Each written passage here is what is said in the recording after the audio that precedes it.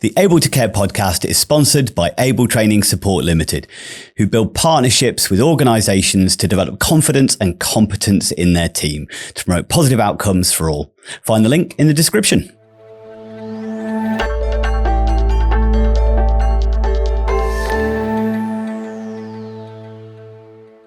Hello and welcome to the Able to Care podcast. I'm your host, Andy Baker. So on this week's episode, I thought I'd talk about something related to those with neurodiversity or those on the autistic spectrum. So some of you listening may have heard of what's called the Triad of Impairments. And the Triad of Impairments is a little bit dated. It has changed, guys, a few times, but basically it focuses on what's perceived as deficits for individuals on the autistic spectrum specifically, which is around social communication, social interaction, but also then behaviours and interests. These are where they perceived in the diagnostical criteria of being differences within individuals on the autistic spectrum. There's some controversy around this, and some of you will have listened to the episode I did on deficits and talking about, whether it's a difference or a deficit, and I think that's really worthwhile listening to.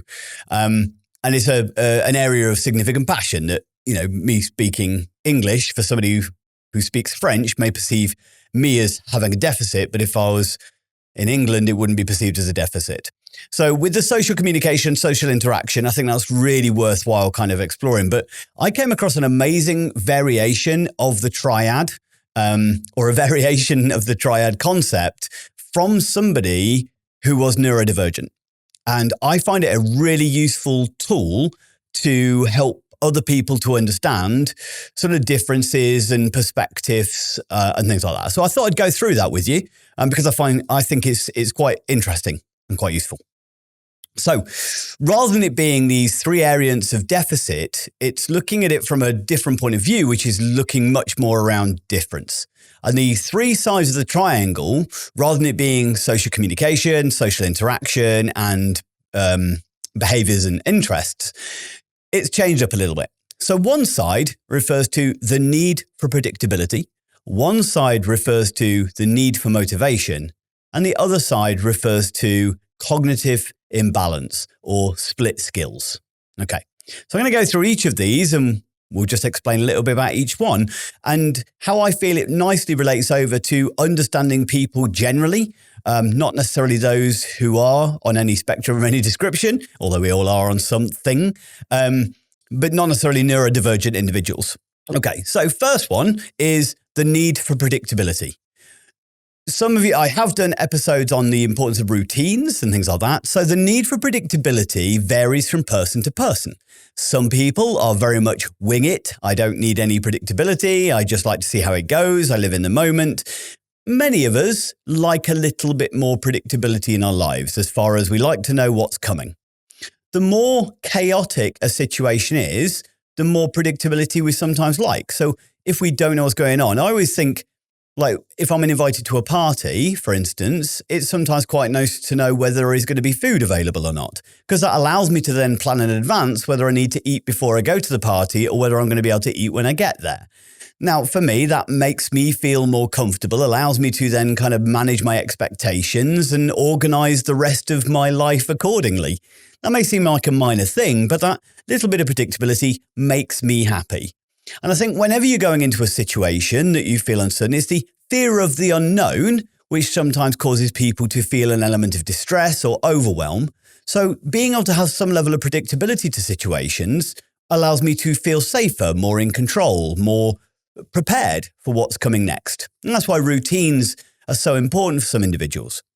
So if we look at the need for predictability varying from person to person, and if we then transfer that back to the kind of concept of autism and how Kanner originally recognized autism, that need for perpetual sameness that he referred to in the individuals that he first encountered this condition that he named autism. Some individuals, because the world is completely chaotic, potentially, human beings or others neurotypicals don't seem to act in a predictable way. I say this to this person, they respond with this, but I say this to this person, they respond with that. Very unpredictable, very chaotic, and therefore may not make any sense. And therefore, having other areas of my life that feel more predictable and I know what's coming and how to manage it and what the expectations are and allows me to prepare myself for it may make my life an awful lot easier and less stressful, and I can cope maybe in other areas of life. So if we look at that kind of that initial side of that triangle, the need for predictability, and we recognize that this individual or that individual may require a higher level of predictability just depending on where they are on that spectrum, rather than it necessarily being a right or wrong or a good or a bad. It's just how much predictability you need. Let's look at the next one, which is the need for motivation. The need for motivation is what drives me, what kind of encourages me to do certain things, certain activities. Like we all need motivation to do anything, especially things we either motivation could become I want to do this because it's pleasurable, I want to do this because I like it, or it could be motivation to complete this painful thing to get the pleasure at the end.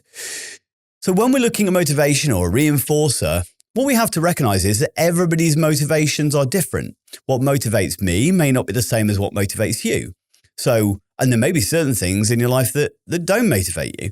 So the motivation for going to the gym, for instance, will vary from person to person. And some people just not motivated to go to the gym. They see no benefit from it. They have never experienced a benefit from it.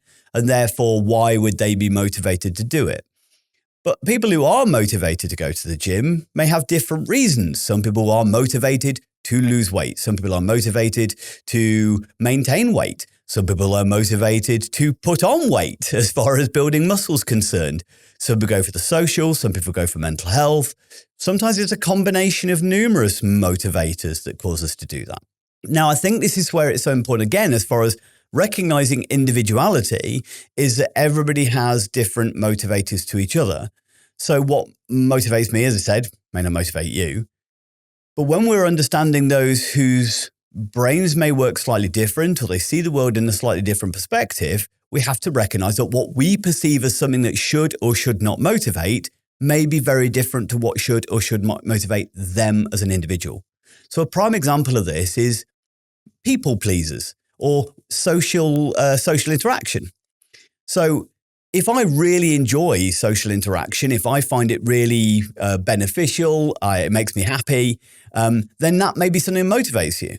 So think about for many of us, how much time we spend filling our time with socializing. You know, we may meet friends at the pub, we may go for a coffee, we may spend time doing activities with these people, we may spend time messaging or calling them on the phone. Because it's something that motivates us. It's something that gives us pleasure. We make the effort to do it. But if you get no pleasure from socializing, or you find socializing just confusing and difficult, and therefore, what would be the motivation to do it? So rather than seeing this person again as, is a deficit or like making friends, for example, that maybe I don't want making friends by those rules. I want people who are willing to come into my world rather than me expecting them to come into their world, for instance. And I think that's a huge thing within the neurodivergent community, that it is a lot of you expect me to then change and be different and act a certain way to fit in with your narrative of how you think you should and shouldn't behave. But what is it that makes you right and me wrong related to that circumstance? So that's something that motivates you. Why should that also be something that motivates me? Well, we're working with any individual, and this is universal. I say this doesn't have to be specific. We could also transfer this over to any form of care. But when we're trying to understand other people, one, we need to understand, well, what motivates them, or what can we try to see if that is something that motivates them towards things that are going to improve their quality of life and are in their best interests. But also, what level of predictability do they need, and can we provide an environment and circumstances and situations which gives them as much predictability as we possibly can, okay? So they're the first two. The last one on this list of this variation of the triad is going into what we call cognitive imbalance or split skills.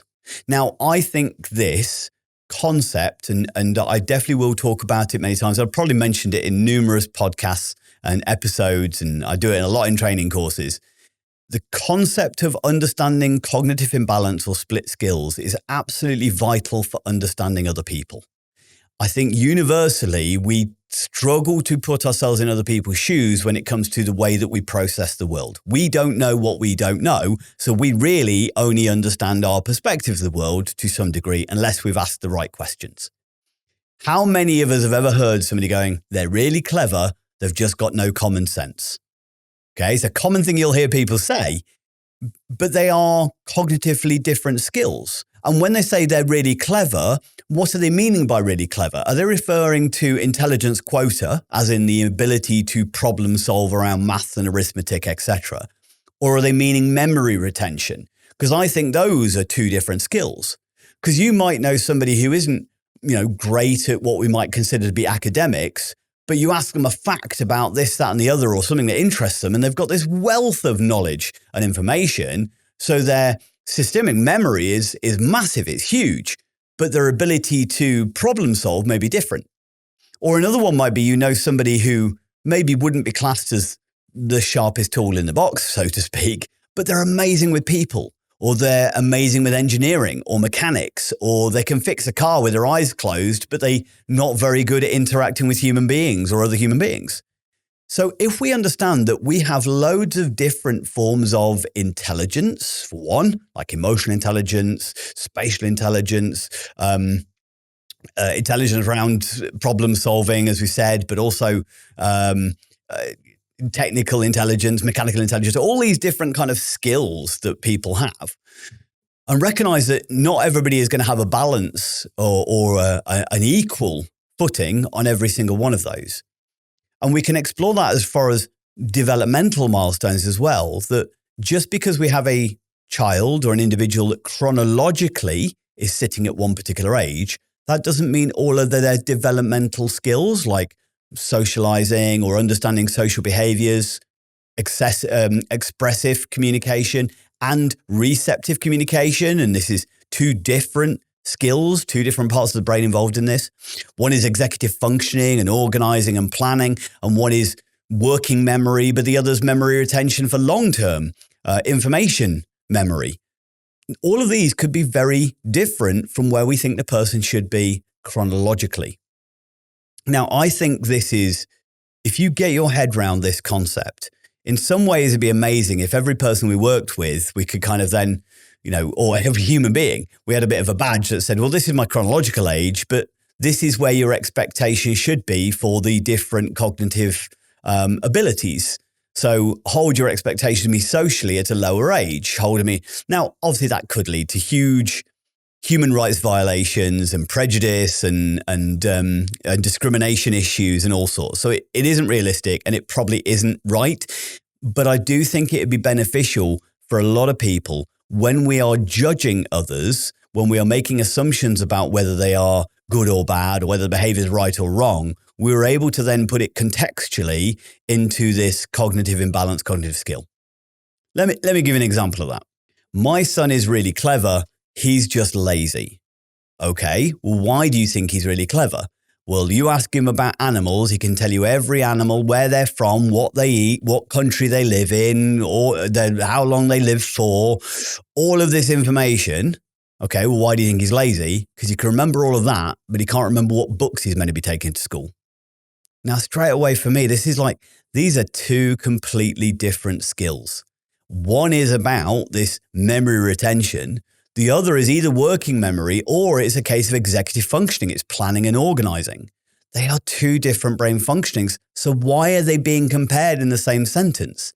That for me is the equivalent of going, this person's really good at football, but they can't play tiddlywinks to save their life. Oh, why would one mean automatically the other one is good? They are completely different skills, so why would they be compared? And most of us would never compare that. He's really good at reading, but he can't play rugby. It doesn't make any sense. But when you're putting it into other situations, other formats, especially around education, for instance, but interaction, communication, understanding the world, navigating, we have to kind of recognize this difference, this imbalance, this split skills. The thing that you think I should be good at, maybe that isn't my strength. I'm good at other things. One of the things I always try and underpin in most of my courses and most of the stuff I pass over, and hopefully a lot of the podcasts I talk about as well, because the aim of this podcast is to appeal to those who care or educate or look after anybody else, whether it be a parent, whether it be a caregiver, whether it be professional or unpaid, teacher, whatever. I think for me, an underpinning element of improving practice is understanding people, both for understanding ourselves and recognizing our strengths and weaknesses and abilities and difficulties and challenges, but also understanding those that we care for, support, educate, or work with. All of them should be understood as much as we possibly can. Like with anything, just understanding the name of a condition, whether that be autism or dementia or ADHD or PTSD or whatever, only tells us about the condition. It doesn't tell us about the person. We always have to go deeper into that. The individual is still an individual. It's like going, we don't understand a person just because we understand that type of genes or, what the particular person wears doesn't mean we can define them. It's a similar kind of thing. We may understand where some of their strengths and difficulties are or some of their differences are, but I think going into a more of an exploratory triad in the one that was created by this individual with neurodivergent is a great way of shifting focus and shifting mindset. What I would love to hear from those of you listening to this podcast, from those of you who follow along is, what did you think to this theory? Do you like it? Do you dislike it? Does it help you to understand those you work with? Can you think of maybe different scenarios where you could actually apply this concept, this differences and need for predictability, need for motivation, and cognitive skills or split skills? How could that benefit us to understand others? How could it help us to develop behavioral support plans, care plans? Straight away, this could inform a lot of what we do if we know this is the level of predictability they like. These are the things that motivate them. And these are where their strengths are that we can promote and build on and build their self-esteem through. And these are the areas maybe they need some additional support and some reasonable adjustments or some teaching skills or variety, variation in approaches. Okay. I think there is many, many care settings. And I think let's say you are a caregiver who's looking after a loved one with, let's say, acquired brain injury, for instance. Could we then apply this concept of what level of predictability do they prefer, makes them happy, feel comfortable? As we had the interview not long ago with the two ladies whose husbands had acquired brain injury, one said that one of the big things that changed, he needs predictability now. He needs to know what's going on. He needs planning. And she had to adapt to that. Straight away, she recognized as a caregiver, okay, I'm going to have to change what I do to reduce my stress through reducing his stress, even though it isn't always the way I'd want to do things. Okay. So the motivation, what now motivates them? What drives them? What do they want out of life? What do they enjoy? What encourages them, inspires them? And the last one is, what are the differences in what they can and can't do to what they used to be able to do? And where do we need to build on their strengths and help them to overcome their weaknesses or their difficulties and their challenges? Hopefully everybody listening to this can find something within there that they can feel applies to them. But otherwise, thank you very much. If you enjoyed this, please like, share and comment.